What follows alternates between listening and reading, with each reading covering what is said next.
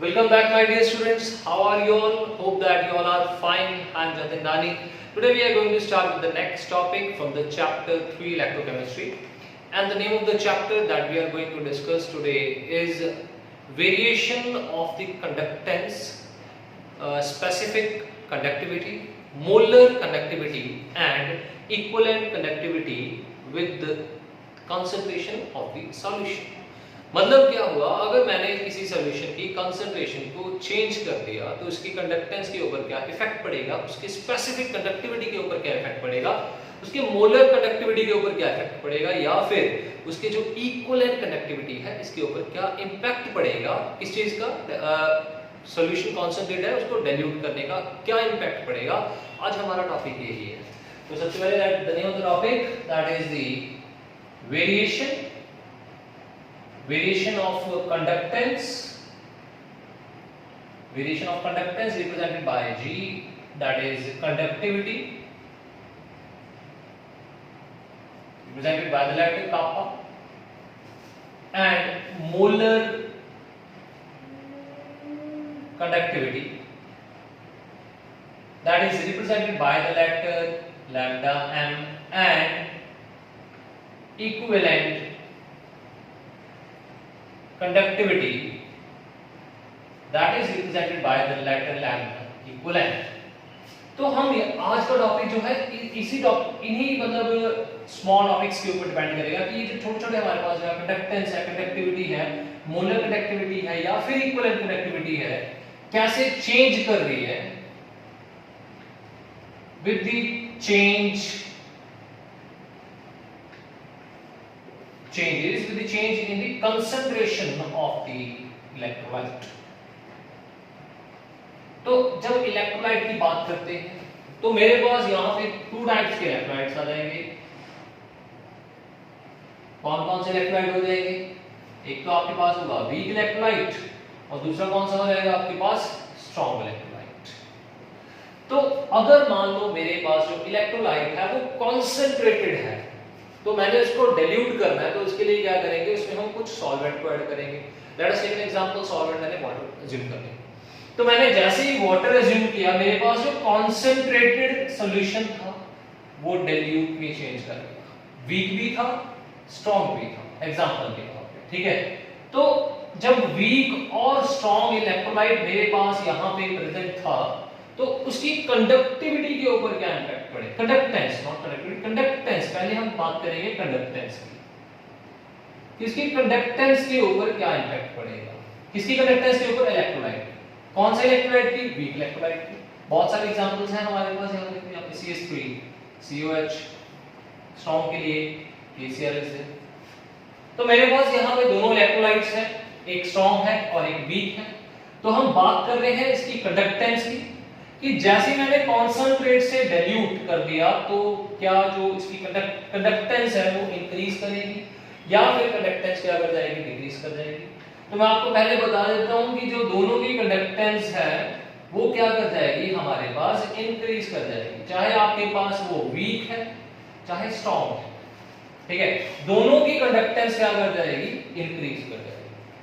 अब इसके रीजन पे चलते हैं कि that why the conductance of weak increase and strong increase, दोनों की कंडक्टेंस क्यों इंक्रीज कर रही है। तो इसका रीजन देखिए, पहले हमारे पास है यहाँ पे वीक इलेक्ट्रोलाइट की बात करते हैं। जब हम बात करेंगे वीक इलेक्ट्रोलाइट की, ठीक है, विद डिल्यूशन से क्या हो जाएगा, वॉल्यूम क्या कर जाएगा हमारे पास, इंक्रीज कर जाएगा, ठीक है। वॉल्यूम इंक्रीज कर गया तो अल्फा क्या था हमारे पास, आप लोगों ने पहले भी पढ़ा हुआ है +1 में इक्विलिब्रियम चैप्टर में। अल्फा क्या होता है, दैट इज इलेक्ट्रोलाइट्स के लिए डिग्री ऑफ डिसोसिएशन।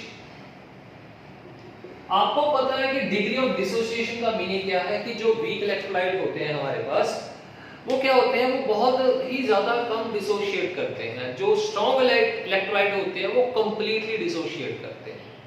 मतलब जो इलेक्ट्रोलाइट वीकली डिसोशिएट मतलब वीक इलेक्ट्रोलाइट होगा वो मतलब पार्शियली डिसोशिएट करेगा, उसका जो अल्फा होगा that is degree of dissociation वो बहुत ज्यादा कम होगा।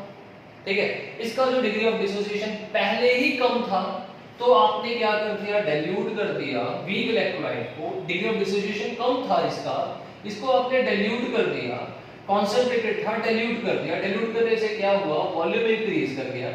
वॉल्यूम इंक्रीज करने से क्या होगा, जो इसका अल्फा है, that is degree of dissociation, जो लेट अस सपोज पहले जो वीक इलेक्ट्रोलाइट का था, लेट अस से मैंने बोल दिया इसका 3 था, 3% है, जस्ट 3% है। तो पहले 3% था, जब मैंने डाइल्यूट कर दिया, इसका जो 3% है वो इंक्रीज कर गया। इंक्रीज करने के बाद मतलब इसका डिग्री ऑफ डिसोसिएशन भी क्या कर जाएगा हमारे पास, increase.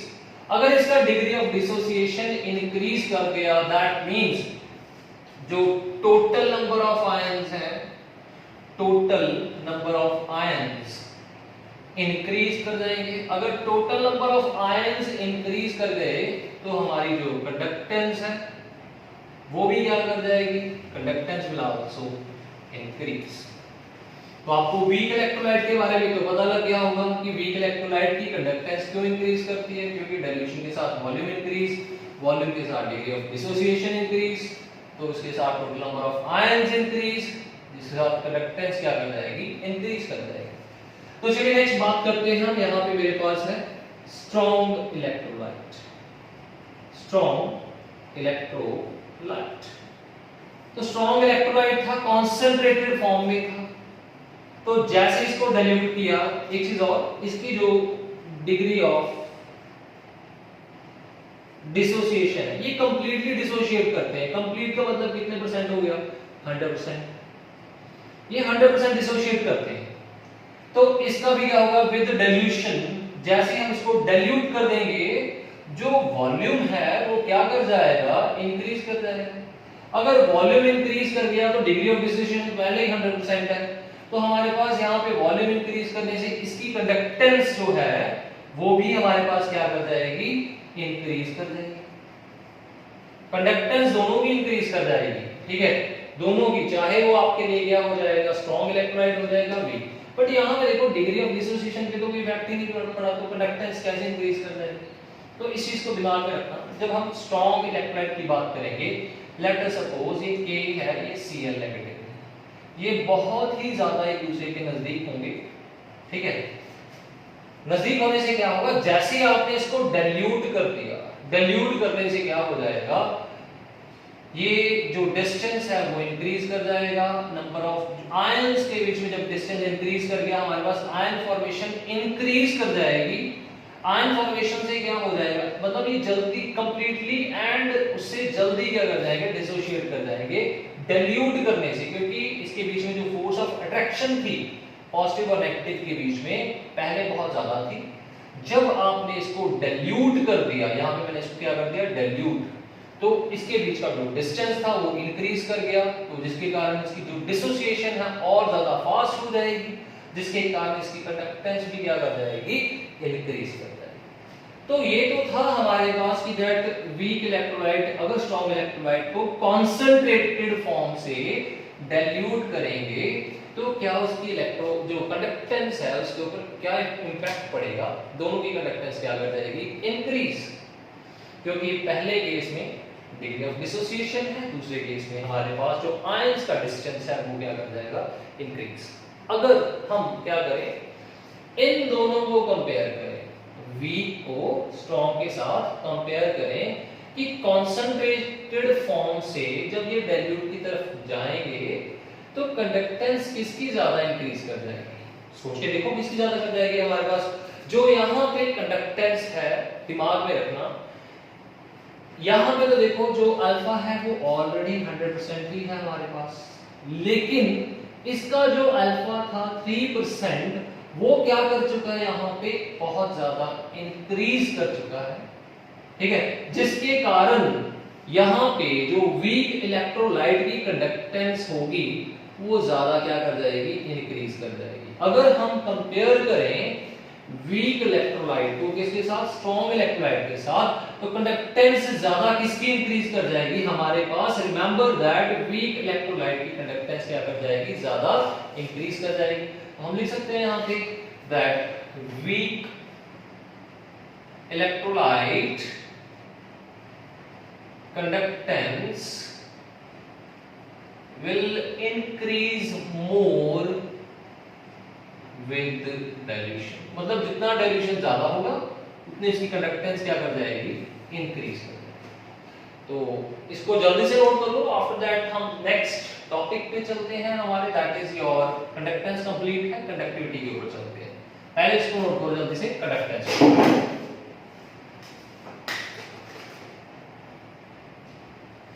Now next is conductivity.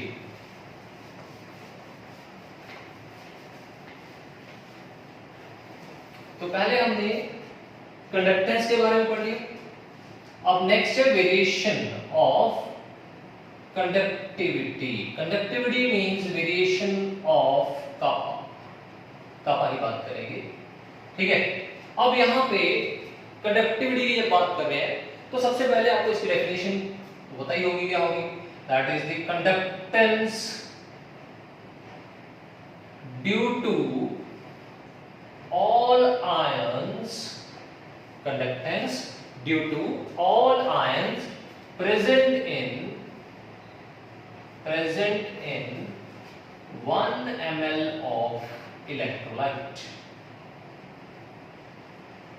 तो वो तो क्या हो जाएगी कंडक्टिविटी। अब जब मान लो मेरे पास जो इलेक्ट्रोलाइट है मैंने इसको कॉन्सेंट्रेटेड फॉर्म से डाइल्यूट कर दिया, तो उसकी कंडक्टिविटी के ऊपर क्या इंपैक्ट पड़ेगा इसके बारे में हम पढ़ेंगे। कि मेरे पास एक इलेक्ट्रोलाइट था, कॉन्सेंट्रेटेड फॉर्म में था, मैंने इसको डाइल्यूट कर दिया, तो उसकी कंडक्टिविटी क्या करेगी, इंक्रीज करेगी या फिर डिक्रीज करेगी, इसके बारे में पढ़ेंगे। तो सबसे पहले क्या करते हैं इसको समझने के लिए, let us consider a beaker here, और बीकर में मान के चलो हमारे पास according to definition this beaker contain only 1 ml of electrolyte. 1 ml electrolyte है इसमें हमारे पास, इसमें कुछ आयंस हैं, total ions let us suppose हमारे पास इसमें हैं 10 ions. 10 ions are present in it. ये कॉन्सेंट्रेट फॉर्म में है, मैंने इसको डाइल्यूट कर दिया। डाइल्यूट करने से क्या होगा, वॉल्यूम क्या कर जाएगा, इंक्रीज कर जाएगा। जैसे हम क्या करेंगे, कॉन्सेंट्रेटेड फॉर्म से डाइल्यूट फॉर्म में लेके आएंगे तो क्या कर जाएगा, वॉल्यूम इंक्रीज। तो यहां पे मेरे पास जो 10 आयंस 1 ml में प्रेजेंट थे, यहां पे मेरे पास जो है वो वॉल्यूम इंक्रीज करने के बाद लेट अस सपोज 100 ml हो चुका है। तो आयंस तो वही है इसमें जो आपने यहां पे बनाए थे, 10 ही रहेंगे हमारे पास। That means density of ions will decrease. जो डेंसिटी है वो क्या कर जाएगी, डिक्रीज कर जाएगी। जैसे इसकी डेंसिटी जो है वो क्या कर जाएगी, इंक्रीज कर जाएगी, हमारे पास जो नंबर ऑफ आयंस थे वो क्या कर गए, पर ml डिक्रीज कर गए। पहले 1 ml में कितने थे, 10 थे, अब इसको मैंने वॉल्यूम इंक्रीज करके 100 कर दिया। 1 ml में 10 है, तो यहां पे जब वॉल्यूम इंक्रीज हो गया 100 ml में भी 10 होंगे। तो अगर 100 ml में 10 है तो 1 ml में कितने रह जाएंगे हमारे पास, नियर बाय 0.1 की इसको पार्टीशन मिलेगी सिर्फ। दैट मींस जो 1 ml में टोटल आयंस है वो क्या हो जाएंगे, यहाँ पे वॉल्यूम इंक्रीज करने से जो 1 ml के आयंस हैं वो डिक्रीज कर जाएंगे। जैसी डेंसिटी उनकी डिक्रीज कर गई तो देखो अगर आयंस कम हो गए तो उसकी कंडक्टेंस जो कंडक्टिविटी है वो भी क्या कर जाएगी, हमारे पास डिक्रीज कर जाएगी हमारे पास। तो density of the ions will decrease, so we can say the conductivity of electrolyte with dilution, जब उसको dilute करेंगे, the conductivity of electrolyte with dilution will decrease। ये क्या हो जाएगी, हमारे पास कम हो जाएगी। तो आपने याद रखना है कि जैसे हमारे पास जो कंडक्टेंस है वो इंक्रीज कर रही है, तो यहाँ पे हमारे पास जो है कंडक्टिविटी की बात कर रहे हैं। तो मैंने यहाँ पे इसको मान लिया था, ये मेरे पास कौन सा इलेक्ट्रोलाइट था, वीक इलेक्ट्रोलाइट था हमारे पास। तो वीक इलेक्ट्रोलाइट के केस में क्या हुआ, पहले मेरे पास 10 आयंस थे 1 ml, तो मैंने इसको डाइल्यूट कर लिया। डाइल्यूट कैसे किया, वॉल्यूम इंक्रीज कर दिया। वॉल्यूम इंक्रीज करने से क्या हो गया, 100 ml हो गया। तो 1 ml की जो मतलब जो उसका पार्टीशन थी, मतलब जो उसका शेयर था 1 ml का, यहाँ पे देखो कम हो जाएगा। 100 ml में 10 आयंस है, यहाँ पे 1 ml में 10 थे, तो यहाँ पे क्या हो जाएगा, जो है हमारे पास 1 ml में कितना रह जाएगा, अप्रोक्सीमेटली 0.1 रह जाएगा। तो मतलब हमारे पास डेंसिटी क्या हो जाएगी, कम हो जाएगी। अगर डेंसिटी कम हो गई तो कंडक्टिविटी जो है वो क्या कर जाएगी, हमारी डिक्रीज कर जाएगी। कौन से इलेक्ट्रोलाइट के लिए, वीक इलेक्ट्रोलाइट के लिए। अगर हम यहाँ पे बात करें that is for the strong electrolyte, strong electrolyte की बात करें तो हमारे पास यहाँ पे जो मैंने यहाँ पे आपको दैट इज वीक इलेक्ट्रोलाइट के लिए समझाया है, that is the same for strong electrolyte. Strong electrolyte के लिए भी ये चीजें क्या हो जाएंगी, हमारे पास सेम हो जाएगी, ठीक है। तो वैसे ही हमारे पास स्ट्रॉन्ग इलेक्ट्रोलाइट के लिए भी क्या करेंगे, 1 ml की कंडक्टेंस उसको डाइल्यूट करेंगे, तो density of ions will decrease, density decrease करेगी, दैट मींस उसकी कंडक्टिविटी क्या कर जाएगी, हमारे पास डिक्रीज कर जाएगी। सो ये तो हमारे पास हमने पहला किस चीज को कवर कर लिया था, कंडक्टेंस को कवर कर लिया था। सेकंड हमने किस चीज को कवर कर लिया, कंडक्टिविटी को कवर कर लिया। इसके बाद नेक्स्ट चलते हैं हम लोग मोलर कंडक्टिविटी के ऊपर। पहले आप इसको नोट करो, जल्दी से इसको रब कर देते हैं। नेक्स्ट हम बात करेंगे that is for the molar conductivity and equivalent conductivity. ये दोनों जो है हम टुगेदर देखते हैं इसको, ठीक है। मोलर कंडक्टिविटी,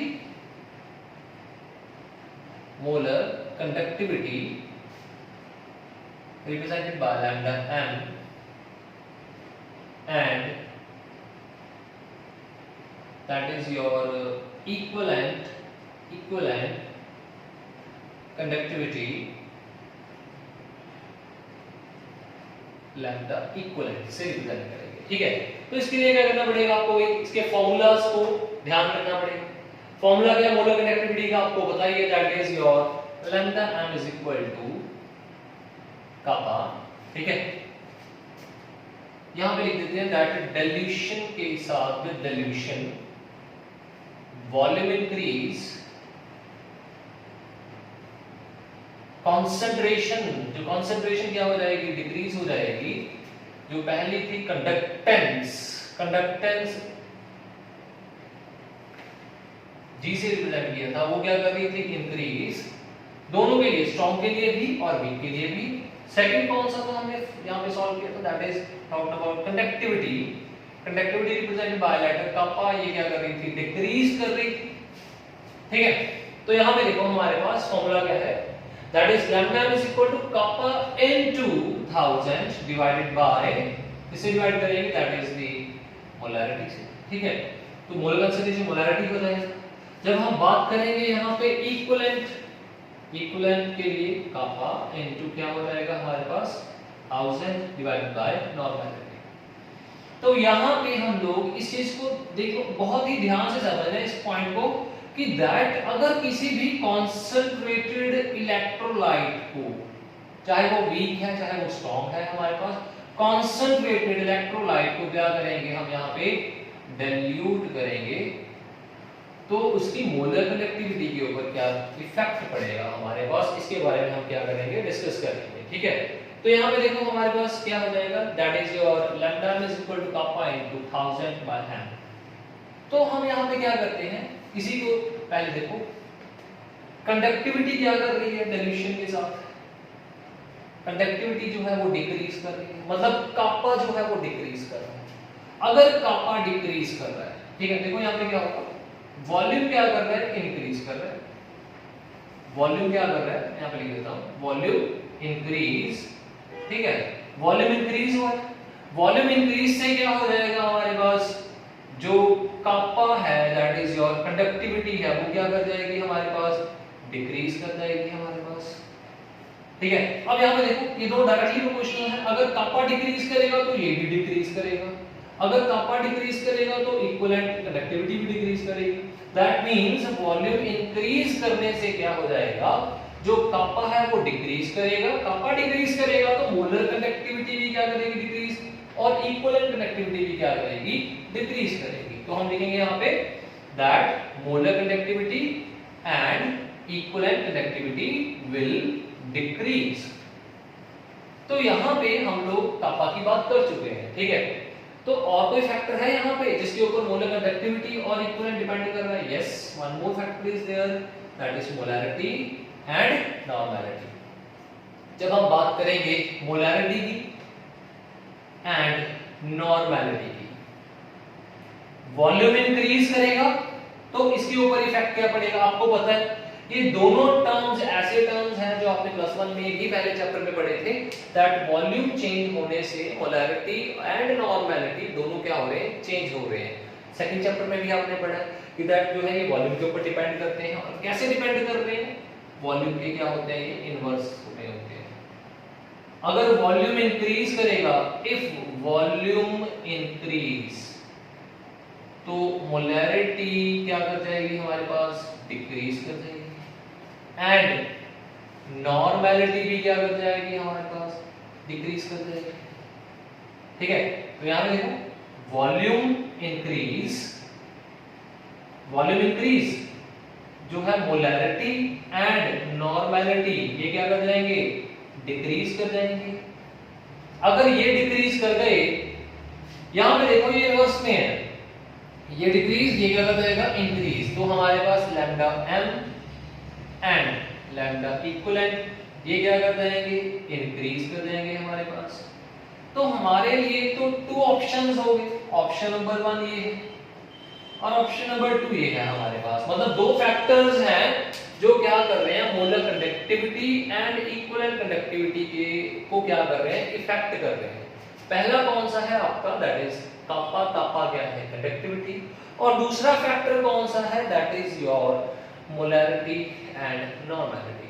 तो अगर इन दोनों की आपस में रेस भी लग रही है कि किसका इंपैक्ट ज्यादा होगा किसका कम होगा, तो आपको बता देते हैं कि जो मोलैरिटी एंड नॉर्मैलिटी है ये क्या हो जाएंगे, दे आर डोमिनेंट, ठीक है, डोमिनेंट हो जाएंगे। मतलब ये रेस जीत जाएंगे, ठीक है। इनके बीच में रेस थी तो ये रेस जीत गए। अगर if they are going to win the race कि कौन ज्यादा जो है हमारे पास इफेक्ट करेगा मोलर कंडक्टिविटी और इक्विवेलेंट कंडक्टिविटी के ऊपर, वो है आपकी molarity and normality.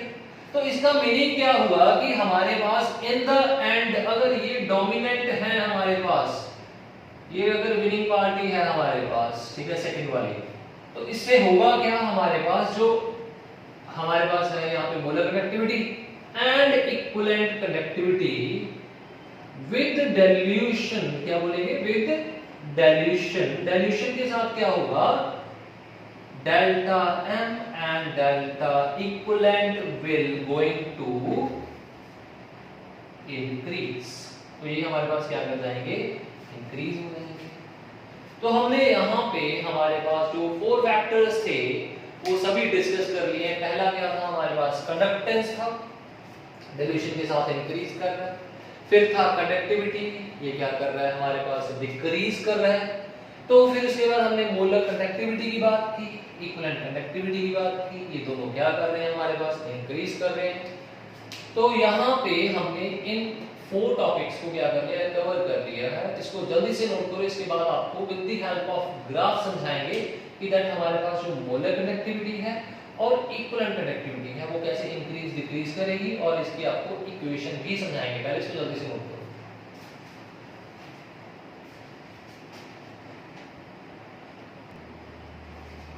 Next is your next topic जो है हमारे पास, that is variation. Next topic जो है हमारे पास वेरिएशन है हमारे पास मोलर कंडक्टिविटी का concentration के साथ। with the help of graph we are going to discuss about that is the variation of molar conductivity and concentration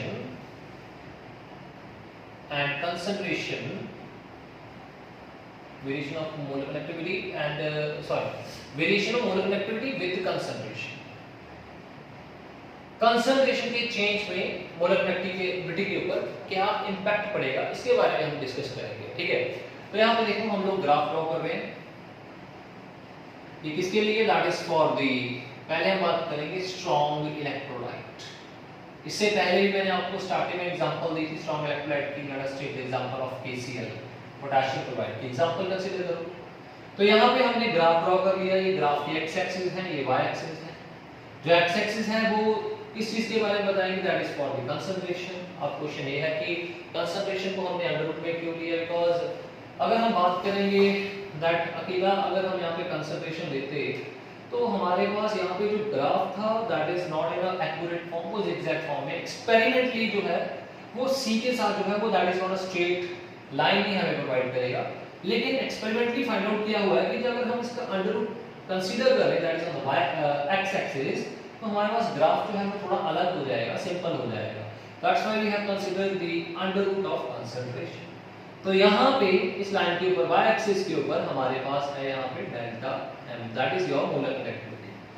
तो कंसंट्रेशन इधर क्या करेगा? इंक्रीज करेगा, इधर क्या करेगा? डिक्रीज।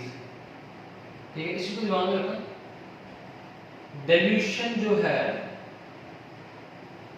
इधर क्या करेगा? डिक्रीज, इधर क्या करेगा? इंक्रीज। मतलब इधर डिल्यूशन होगा, इधर डिल्यूशन कम हो जाएगा। तो इस चीज को दिमाग में रखना आप लोगों ने, ये वाले पॉइंट डिल्यूशन वाले। ठीक है, कि अगर हम राइट की तरफ चलेंगे तो हमारी कंसंट्रेशन इंक्रीज कर रही है, मतलब डिल्यूटेड सॉल्यूशन कम, उसकी डिल्यूशन कम हो रही है, कंसंट्रेशन इंक्रीज कर रही है। अगर लेफ्ट की तरफ चल रहे हैं तो डिल्यूशन क्या कर रही है? इंक्रीज। तो यहाँ पे पॉइंट 0। ठीक है, ऑरिजिन है हमारे पास। अब हमने किस चीज को कंसीडर किया यहाँ पे? KCl, strong electrolyte. जब स्ट्रॉन्ग इलेक्ट्रोलाइट का हमने कंसंट्रेशन वर्सेस मोलर कंडक्टिविटी का ग्राफ ड्रॉ किया एक्सपेरिमेंटली, तो हमारे पास ग्राफ ये बन रहा था, ये था हमारे पास, बहुत ज्यादा नीचे हो गया, ये बन रहा था हमारे पास ग्राफ। ठीक है, जब ये ग्राफ हमने that is for the KCl draw किया, that is for the KCl potassium chloride के लिए, तो ये जो ग्राफ था, ये देखो यहाँ पे ध्यान से समझना इस चीज को कि लेट अस सपोज यहाँ पे है हम लोग और मैंने कंसंट्रेशन को डिक्रीज कर दिया। मैंने आपको बताया था कि दैट वॉल्यूम जो होगा, अगर यहाँ देखिए वॉल्यूम इंक्रीज करेगा, वॉल्यूम इंक्रीज करने से डिल्यूशन क्या कर जाएगी? इंक्रीज कर जाएगी। तो हमारे पास जो कापा है वो क्या कर जाएगा? डिक्रीज कर जाएगा। जो कापा छोड़ो इसको, molar conductivity, molar conductivity and normality जो है वो क्या कर देगी? वॉल्यूम इंक्रीज से डिक्रीज कर जाएगी। एंड जो हमारे पास डेल्टा एम है और डेल्टा इक्विवेलेंट है वो क्या कर जाएगा? हमारे पास इंक्रीज कर जाएगा। मतलब हमारे पास जो डेल्टा एम और डेल्टा इक्विवेलेंट है वो इंक्रीज करेगा डिल्यूशन इंक्रीज होने से। डिल्यूशन इंक्रीज का मतलब कंसंट्रेशन इधर को क्या करेगी? डिक्रीज। तो इस चीज को ध्यान से समझो। यहाँ पे लेट अस सपोज ये पॉइंट हमने ग्राफ यहाँ से स्टार्ट किया, जब हम लेफ्ट की तरफ चलेंगे कंसंट्रेशन डिक्रीज करेगी, डिल्यूशन इंक्रीज करेगी। अगर डिल्यूशन इंक्रीज करेगी लेफ्ट की तरफ, लेफ्ट इधर, ठीक है, लेफ्ट की तरफ डिल्यूशन इंक्रीज करेगी हमारे पास, तो जो डेल्टा एम है दैट इज मोलर कंडक्टिविटी, वो क्या कर रही है? इंक्रीज कर रही है। ज्यादा इंपैक्ट नहीं पड़ रहा, थोड़ा सा इंपैक्ट है। अगर कंसंट्रेशन, अगर हम राइट की तरफ चले, कंसंट्रेशन इंक्रीज करेगी हमारे पास, तो इसकी जो डेल्टा एम की वैल्यू है वो क्या कर जाएगी? डिक्रीज कर जाएगी। That is for the case strong electrolyte के लिए। ठीक है, अगर हम इसको कंपेयर करें किसी और इलेक्ट्रोलाइट के साथ, ठीक है, किसी भी और इलेक्ट्रोलाइट के साथ कंपेयर करें, तो हमारे पास लेट अस सपोज मैंने इसको कंपेयर कर दिया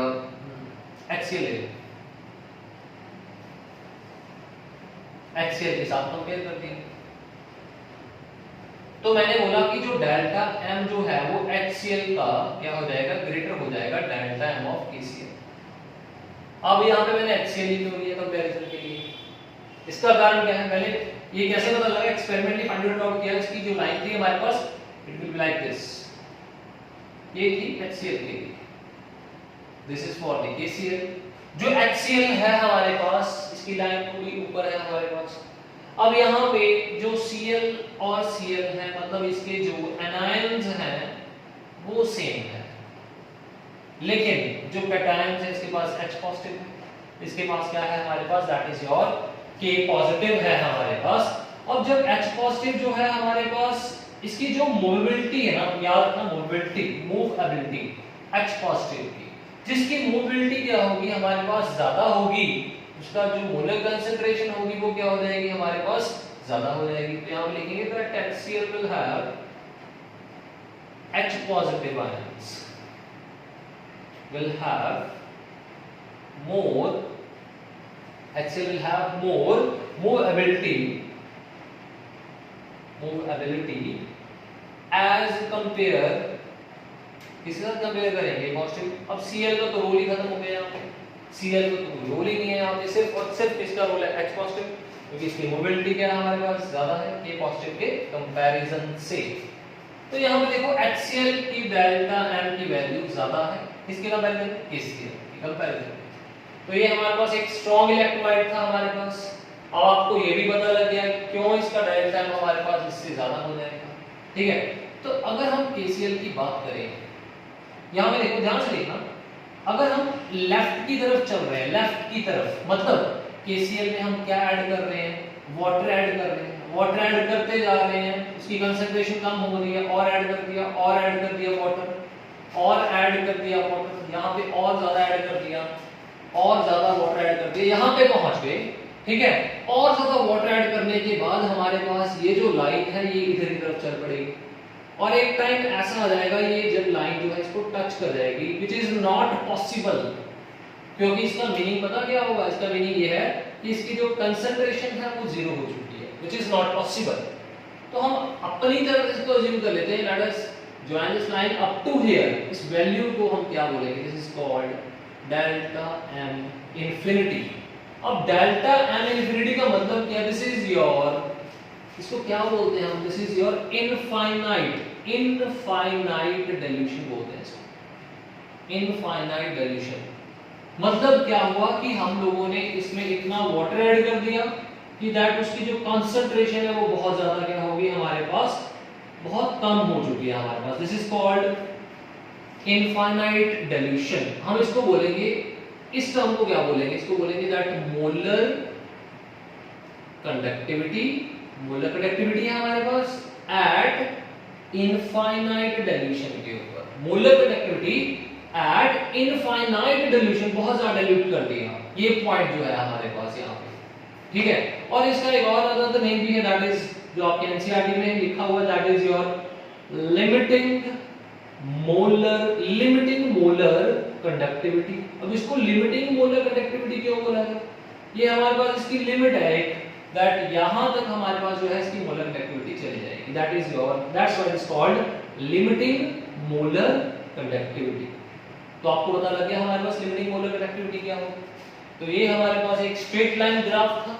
अगर स्ट्रेट लाइन ग्राफ की बात करें तो हमारे पास यहाँ पे एक स्ट्रेट लाइन इक्वेशन भी होगी हमारे पास graph, that is represented by, equation को रिप्रेजेंट करेंगे y is equal to mx plus c। आपको याद नहीं होगा इक्वेशन, स्ट्रेट लाइन पढ़ते हो आप लोग, मैथ्स में भी करोगे ना।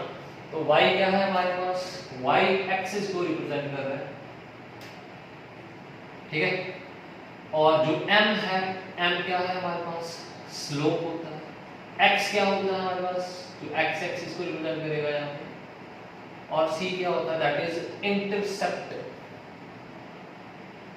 एट y एक्सिस, जो y एक्सिस के ऊपर इंटरसेप्ट करता है उसको बोलते हैं, ठीक है। अब क्या करेंगे, इसकी वैल्यू पुट कर दो यहाँ पे सभी चीजों की, y एक्सिस के ऊपर कौन है, that is your delta, lambda है हमारे पास, m क्या है हमारे पास, स्लोप, इसको बाद में पुट करते हैं। x एक्सिस पे क्या है हमारे पास, कंसंट्रेशन है, इंटरसेप्ट ऑन y एक्सिस, ये y एक्सिस के ऊपर कहां पे जाके इंटरसेप्ट कर रहा है, यहाँ पे, तो इंटरसेप्ट कर रहा है यहाँ पे, तो यहाँ पे आ जाएगा लैम्डा m इंफिनिटी। अब रह गया हमारे पास स्लोप। देखो स्लोप टू टाइप्स की है, या तो स्लोप पॉजिटिव होगी या फिर स्लोप क्या होगी आपकी, नेगेटिव। या तो स्लोप पॉजिटिव या स्लोप क्या हो जाएगी, नेगेटिव हो जाएगी। ये टू टाइप्स हो सकती है, पॉजिटिव भी हो सकती है और नेगेटिव भी हो सकती है। अगर हम बात करें स्लोप पॉजिटिव, पॉजिटिव स्लोप तब होगी जब हमारा ग्राफ जो है इस फॉर्म में होगा, और जब ग्राफ जो है हमारे पास इस फॉर्म में होगा तो स्लोप क्या हो जाएगी, नेगेटिव, यहाँ पे स्लोप पॉजिटिव। और ये ग्राफ जो है इस फॉर्म में है तो मतलब इसकी स्लोप क्या हो जाएगी, नेगेटिव। तो स्लोप को हम रिप्रेजेंट करते हैं यहाँ पे लेटर ए के साथ इन फॉर्म ऑफ नेगेटिव। तो ये हमारे पास एक इक्वेशन बन चुकी है और ये जो इक्वेशन है इसको रिप्रेजेंट करेगी, that is the variation of molar concentration, molar conductivity with the concentration. Concentration change होने से मोलर कंडक्टिविटी के ऊपर क्या इंपैक्ट करेगा, ये इक्वेशन रिप्रेजेंट करेगी। और एक इस इक्वेशन को कौन किसने दिया था, this called Debye, Huckel, Onsager, Fish। ठीक है, this is the equation for the variation of the molar concentration, molar conductivity at different concentration, and the equation is given by, that is your Debye, Huckel, Onsager equation। तो जल्दी से इसको note कर लो। अब आपको ये टर्म्स के बारे में तो पता लग गया होगा कि ये कौन कौन सी टर्म्स हैं। Delta M, sorry lambda M भी पता लग गया होगा, लैम्डा एम क्या है। तो यहाँ पे इसको लिख देते हैं, क्या क्या है हमारे पास यहाँ पे। सबसे पहले जो है हमारे पास lambda m, this is your molar conductivity, molar conductivity, this is molar conductivity at any concentration. ठीक है, डेल्टा एम इनफाइनाइट क्या है हमारे पास, लिमिटिंग मोलर कंडक्टिविटी है हमारे पास। उसके बाद है हमारे पास जो है दैट इज ए क्या है हमारे पास, this is the slope that depends upon the solvent. ठीक है, उसके बाद क्या है हमारे पास सी तो आपको पता ही है क्या है, दैट इज योर कंसंट्रेशन। तो ये हमारे पास टर्म्स थी, दैट ये हमारे पास इक्वेशन है जो किसको रिप्रेजेंट करेगी, molar conductivity of which type of electrolytes, strong electrolytes को रिप्रेजेंट करेगी। तो जल्दी से इसको नोट करो।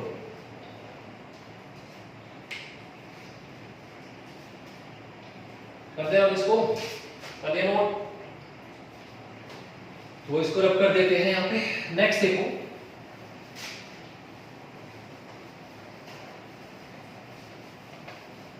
नेक्स्ट है हमारे पास वेरिएशन